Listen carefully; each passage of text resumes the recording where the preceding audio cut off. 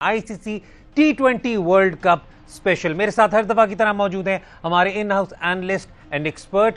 इनका थोड़ा सा और भी तारुफ कराता चलूं, स्पोर्ट्स राइटर भी हैं, एनालिस्ट भी हैं, and is also the manager and general manager of Islamabad United. मैंने कहा थोड़ी सी तो रेहान कॉन्टेक्स्ट तो दूं इस, आपको कि मैं यहाँ पे बिठाते क्यों हैं। खैर anyways, thank you Haider as a lawyer and CEO of Multan Sultan and manager of Multan Sultan. Thank you so much.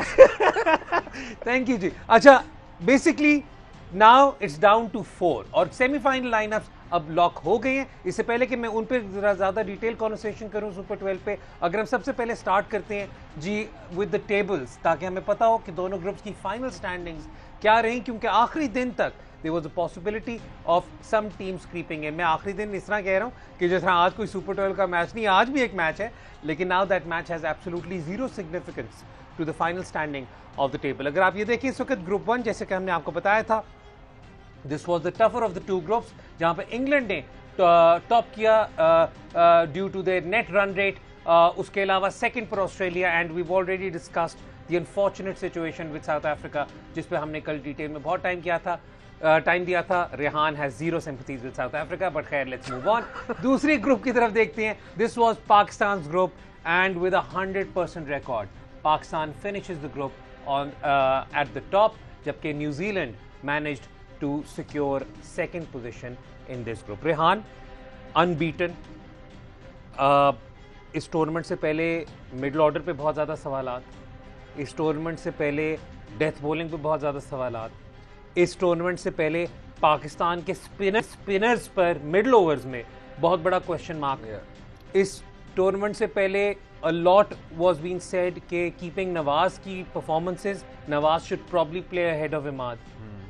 All of those things, and आपको पता है कि सबसे बड़ा जो शोर मचा था, that was over the selection of Shoaib Malik as well in this team.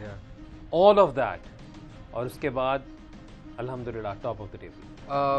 Absolutely. और जो पाकिस्तान की परफॉर्मेंस रही है, जो आपने बात की है, क्या क्या बातें हुई, आपको याद होगा कि इस शो पे भी जहाँ हमने डिस्कशन की थी, तो हमने कहा था पाकिस्तान की जो इवेंचुअल स्क्वाड वर्ल्ड T20 के लिए सेलेक्ट होगी will be good enough to compete against any team in UAE conditions. ठीक है, उसकी वजह यह है कि कल मैं ये टेबल भी शेयर करूंगा कि 2016 से पहले पीएसएल नहीं खेली जाती थी। 2016 ऑनवर्ड्स पीएसएल खेली जाने लगी, और पीएसएल स्टार्ट हुई यूएई से। यूएई की पिचेस के ऊपर इन पाकिस्तानी प्लेयर्स को इतना एक्सपीरियंस और इतनी इनको आदत होगी उधर खेल के T20 क्रिकेट, कि जब वहाँ पर T20 इंटरनेशनल होना शुरू हुए तो Pakistan almost became unbeatable, and to the point कि जब से पीएसएल स्टार्ट हुई है Pakistan has never lost a T20 international UAE.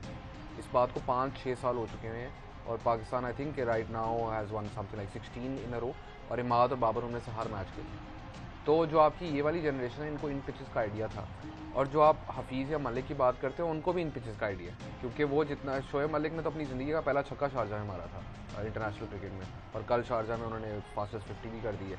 तो I mean these guys know these conditions very well, और क्रिकेट में आप जो मर्जी कहते हैं, कंडीशन से इंपॉर्टेंट कोई चीज़ नहीं होती। डेटा भी उन कंडीशंस पे अप्लाई करता है, पहले कंडीशंस होती हैं, उसके बाद बाकी सब कुछ होता है। लेकिन रेहान, ब्रेक बाय ब्रेक चलते हैं। लेट्स ब्रेक डाउन पाकिस्तान की परफॉर्मेंसेज।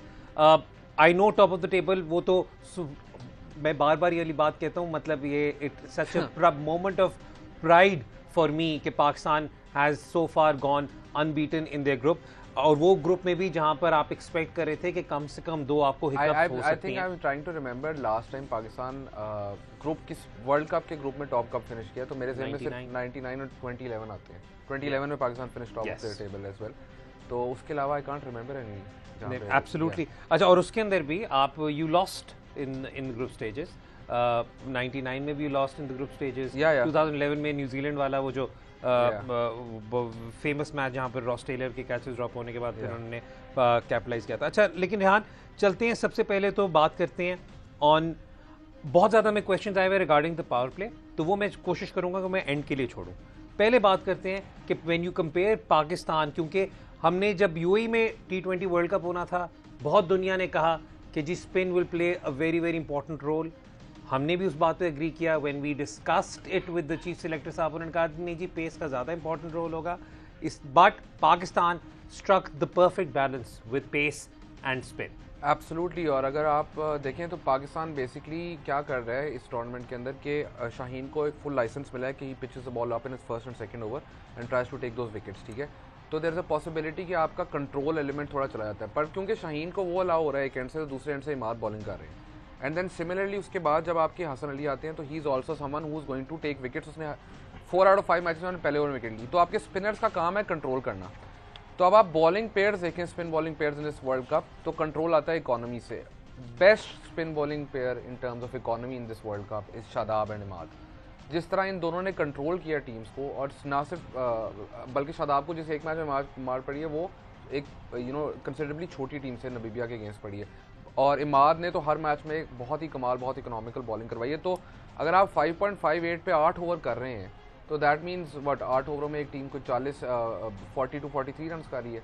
बाकी 12 ओवर में उनके ऊपर कितना ज़्यादा प्रेशर होता है to attack, and then Pakistan उसकी वजह से आपके पेसर्स जो हैं वो विकेट्स लेना शुरू कर देते हैं। And I mean credit goes to both of them had a lot of question marks over them coming into this world cup.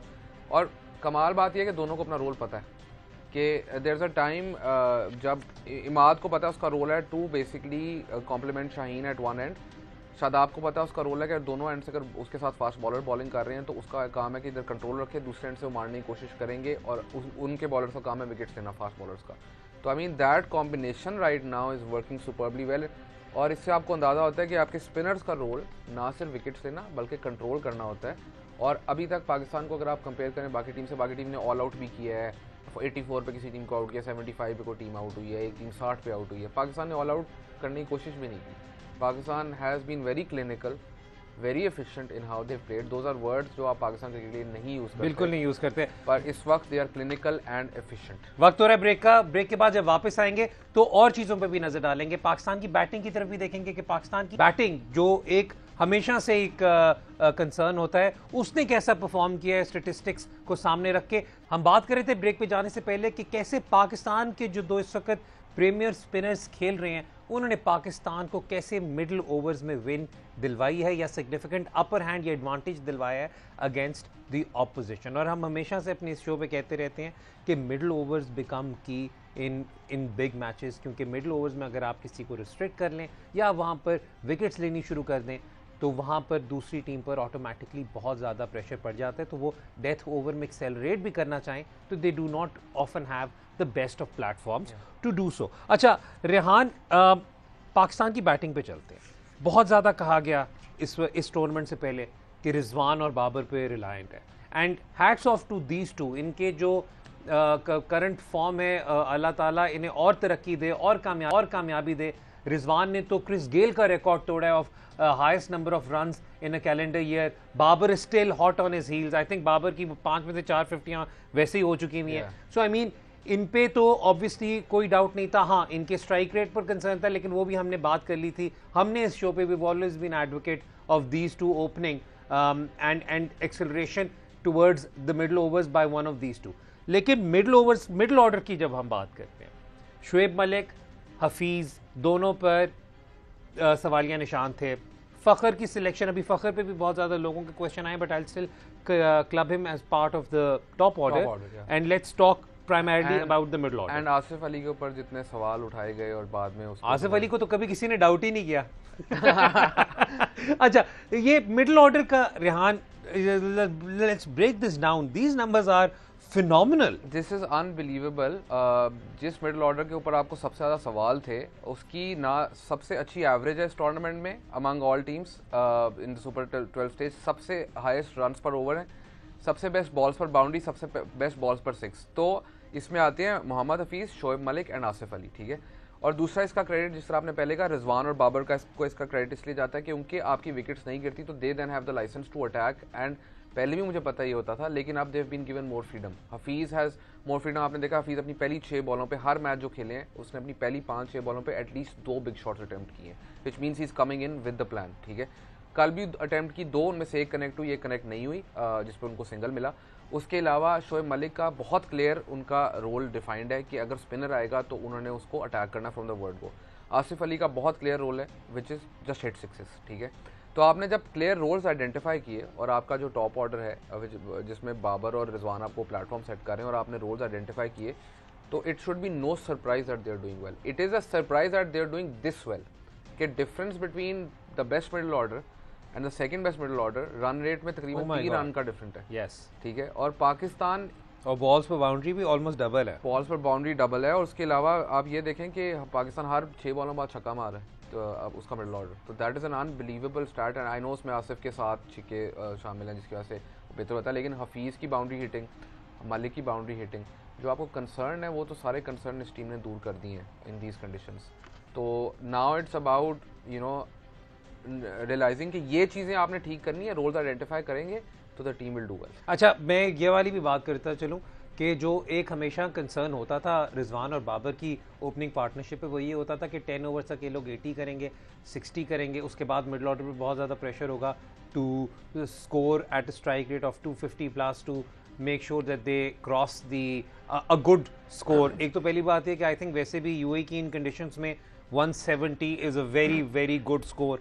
उसके अलावा 140 to 145 155 इज पार. 155 इज आप पार. अगर आप 70 कर रहे हैं पहले 10 ओवर में, तो फिर आपकी मिडिल ऑर्डर पे उतना प्रेशर नहीं है जितना अगर 200 रन का पार स्कोर हो. और काफ़ी वेन्यूज अब वो हो गए हैं, लेकिन यूएई में तो नहीं है ना. नहीं, लेकिन मिडिल ओवर्स में मैं चाहूँगा कि अगले मैच से पहले जब सेमीफाइनल का प्रीव्यू हम करने लगे तो आप ज़रा थोड़ा सा also show us with numbers in front of us कि कैसे बाबर ने एंड रिजवान ने मिडल ओवर्स में एक्सेलरेट किया हुआ है इन दिस पर्टिकुलर, सो ताकि उसमें भी हमें कॉन्टेक्स्ट पूरा पता चले. मिडल ऑर्डर की हमने टेबल आपके साथ ऑलरेडी सारी टीम्स का भी शेयर किया. डेथ ओवर्स बैटिंग, ये मैं कहूँगा कि अगर मैं ये कहूँ कि मुझे इस वक्त 99 का वर्ल्ड कप में सिर्फ ये चीज़ की मेन सिमिलैरिटी नज़र आ रही है तो गलत नहीं होगा रेहान, क्योंकि हम वहाँ पे भी यही वाली सिचुएशन थी कि आपके डेथ पर आकर जिस किस्म की हिटिंग हो रही होती थी, that would sort of like push Pakistan to an above par score.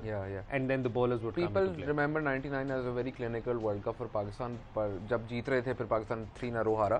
But they forget कि इवन जो ओपनिंग मैच था वेस्ट इंडीज़ का, उसमें आपका टॉप ऑर्डर फेल होता है और आपको वसीम अकरम आकर बचाते हैं. And there are so many matches जिसमें Azhar Mahmood, Wasim Akram, Moin Khan are the ones saving Pakistan. It's a very different sort of Pakistan now. It's a top order reliant Pakistan जिसका मिडल ऑर्डर का काम है मारना. लेकिन अगर आप डेथ ओवर्स के अंदर पाकिस्तान की बैटिंग देखें and compare it to the rest of the teams, it is unbelievable. 99 में भी Pakistan I think was the second best death overs team after South Africa, obviously because Klusener was in amazing form.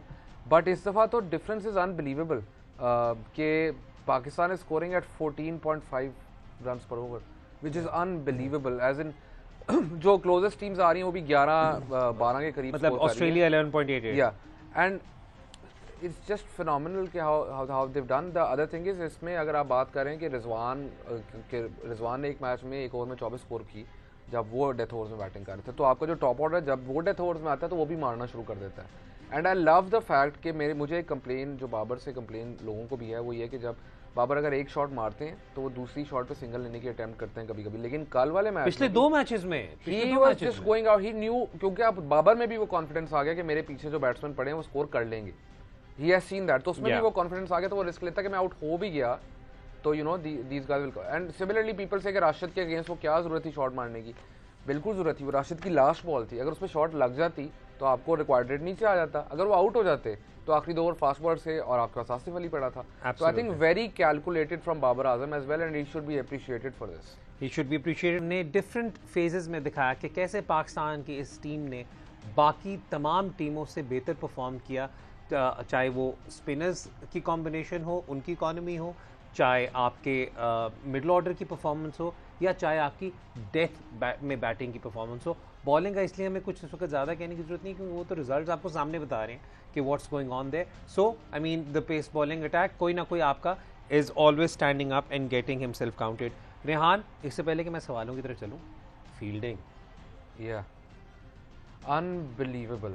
मतलब और हम अमूमन जब पाकिस्तान की fielding की बात करते हैं तो हम लोग सोचते हैं Shadab brilliant fielder, Babar Azam very good fielder, Shoaib Malik a safe catcher, मतलब इस टाइप की थिंकिंग आती है. लेकिन जो कल ग्राफिक जब शेयर हुआ, जब उन्होंने कहा कि जी सबसे ज़्यादा रन्स किसने सेव किए हैं, हसन अली वो स्टॉप. मैं ये हसन अली, एक तो वो ग्राफिक इज वेरी उसके ऊपर थोड़ा है concern. I know but the thing is कि पाकिस्तान के हर जनरेशन में मसला ये रहा है और पिछली जनरेशन में फास्ट बॉलर्स को फील्डिंग नहीं करनी आती थी.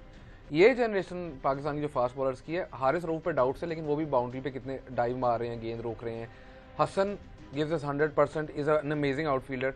शाहीन ने जितनी अपनी फील्डिंग इंप्रूव की और जितनी वो एफर्ट करते हैं फील्डिंग में, अब मुझे एक मैच याद है, Zafar Gohar told me story कि 500 स्कोर पड़ गया न्यूजीलैंड के अगेंस्ट और सब डिफ्लेटेड फील कर रहे हैं और बॉल गई और वो फुल लेंथ डाइव मार रहा है। That is the commitment that Shaheen Shah Afridi has. That's the difference between a good and some player and someone who is aspiring to be a great player, ठीक है।